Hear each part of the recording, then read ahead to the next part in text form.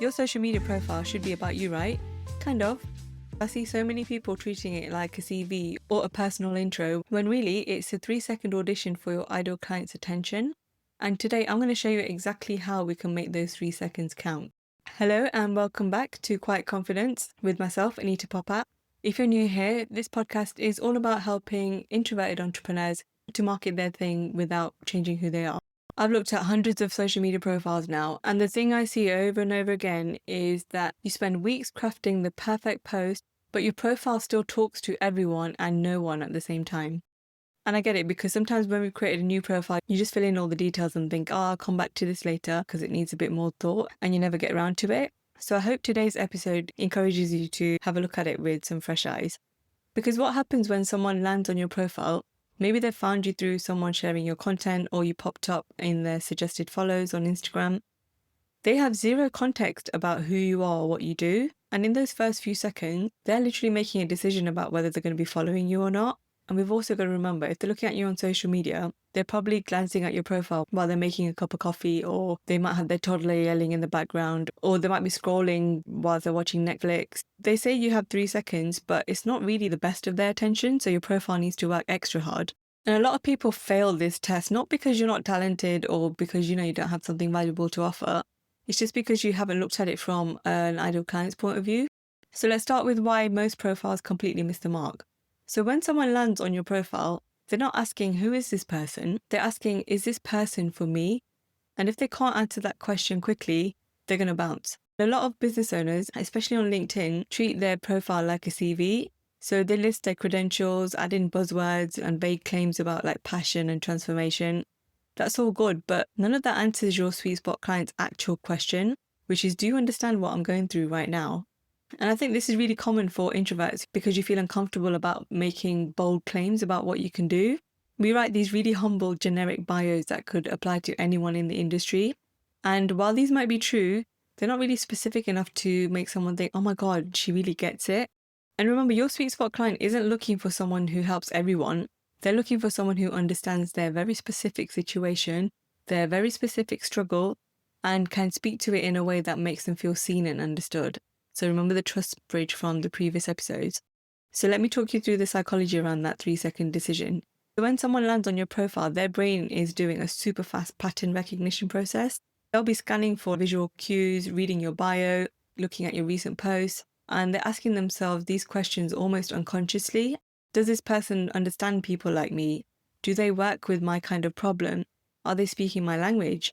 And what would happen if I followed them? Am I going to get value from this? Or am I just going to get constant sales posts popping up in my feed? And here's where it gets really interesting. They're not going to make this decision based on logic.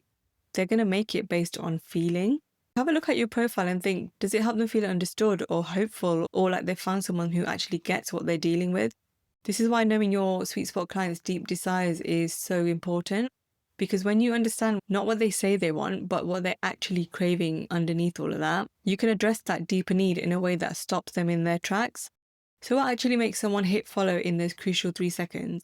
I've been auditing profiles for years, and I've found that the profiles that convert have these 3 essential elements working together. The first element is what I call the mirror moment. This is where your sweet spot client really sees themselves reflected back in your content. This could be in your bio, it could be in your recent posts. Somewhere in those first few seconds, they have the moment where they think, oh yeah, this person really knows what it's like to be me. The second element is the bridge. So this is where you show them what's possible, not in some generic like live your best life way, but in a very specific way that connects to their actual situation. So you're showing them the transformation that's available to them, and you're doing that in a way that feels achievable but not overwhelming. And then the third element is the invitation. So this is your next clear step. It's not pushy or salesy, but it's obvious. So they know exactly what they need to do to get more of what you're offering. That can be like the link in your Instagram bio or the things that you're sharing in your featured posts on LinkedIn. And when these 3 elements work together, you create what I call the trust bridge. So someone can land on your profile knowing nothing about you and walk away feeling like they've found someone who might actually be able to help them. And that feels good, right?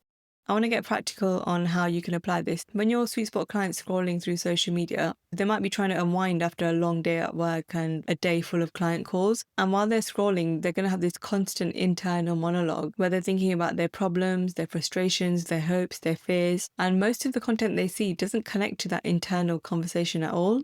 So if she's scrolling and she sees a piece of content that she really likes and then goes onto your profile that really speaks to what she's saying to herself in her head, she'll stop and follow you if you pass the 3-second test. So instead of writing a bio that says, I help busy entrepreneurs grow their business, you might change that to be more specific to something like, for the entrepreneur who's tired of choosing between growth and peace of mind. So do you see the difference? The first one could apply to anyone. The second one speaks to a very specific internal struggle. You're speaking to something much deeper than just what they do. You're speaking to how they feel about having to do it. We're not being manipulative or pushing like those emotional buttons. We're being genuinely empathetic and showing that you understand not just what they're trying to accomplish, but how they feel about the journey to getting there. And as introverts, we actually have a huge advantage when it comes to creating compelling profiles because we're naturally empathetic. We notice all these deep desires and nuances. And we also tend to think about these things on a more deeper level instead of just skimming the surface.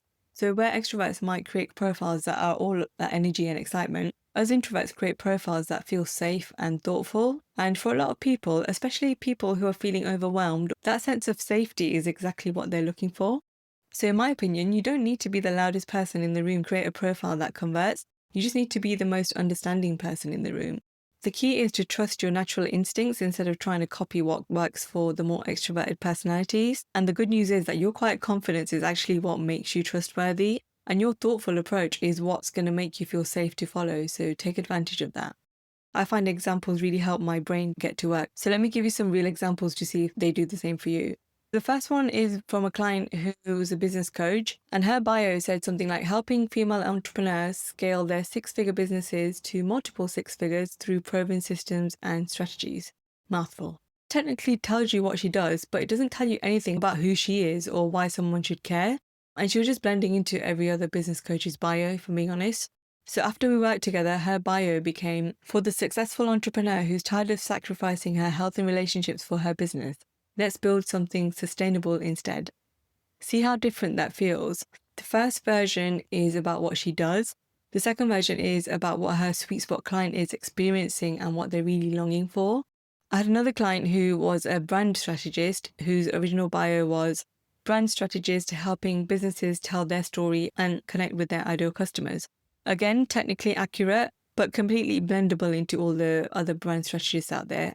So her new bio was for the business owner who knows what they do is important but struggles to talk about it without feeling salesy or inauthentic. So instantly you know exactly who she serves and what problem she solves. But more importantly, if you're someone who struggles with talking about your work, you're going to feel seen and understood and possibly reach out to her. I hope some of those examples help to get your creative juices flowing. So although your bio is crucial, it's not the only thing people see in those 3 seconds. Remember, they're also going to be looking at your recent posts, and those posts need to reinforce the same message as well. So this is where a lot of people get tripped up. You have a really targeted bio, but then your recent posts are all over the place. One day you might be talking about morning routines, the next day is productivity tips, and then there's some inspirational quote talking about believing in yourself. Your recent posts, especially the top 9 on your Instagram, should really feel like a preview of what someone will get when they follow you. It's also really important to have your face somewhere within those top 9 as well to again reinforce that familiarity into whose account they're on. So what I'm saying is everything should feel really cohesive and intentional, like you know exactly who you're talking to and what they need to hear. Here's a simple audit you can do to see if your profile passes that 3-second test. If you're on Instagram, it's probably the easiest one to do, but you can do it on LinkedIn with scrolling as well. So if you're doing this on Instagram, if you take a screenshot of your profile, that will include your bio, your recent posts, and everything someone would see when they first land on your page. And then set a timer for 3 seconds and just look at it. And when the timer goes off, stop looking. Then ask yourself these 3 questions and answer them honestly. Is it really easy to figure out who you serve? Is it easy to tell what makes you different from everyone else who does the same thing as you? And more importantly, if you were your ideal client, would you feel understood and curious enough to hit follow? Now, obviously, if it's your profile, you can say yes to all of these, but just be honest with yourself. You're the only one asking yourself these questions and just see if anything comes up. And if you've got any business friends, don't ask friends or family because they won't get it. Do the same thing with them. Give them 3 seconds to have a look at your profile and ask them the same questions and see what comes up. And if you or they can't answer these questions clearly as well, that means your profile needs a bit of work. And that's okay because most profiles do, and they're always evolving too. This is the kind of thing that gets easier once you know what you're looking for. And listen, I do this work all of the time. So if you'd like my expert eyes on your profile, then I'm offering listeners a profile audit for only £47. They're normally £175. For that, I'll go through your whole profile and all of your content and share a video where you'll get at least 3 areas that you can improve on. So if you'd like my marketing lens on what could be improved, then free to DM me the word audit over on Instagram and I can get that sorted for you, no problem. If you want to start on your own right now, go ahead and just look at your bio and make it about them, not you. Speak to their internal monologue and show them that you understand what they're going through and what they really, really want. Then look at your recent posts and make sure they all connect back to that same core message. And everything that you do going forward should feel like it's coming from the same person who wrote that bio. Remember, your profile isn't about you, it's about your sweet spot client. And when you make that shift, everything changes. Until then, keep showing up with your quiet confidence so you can make that loud impact that you deserve. Speak soon.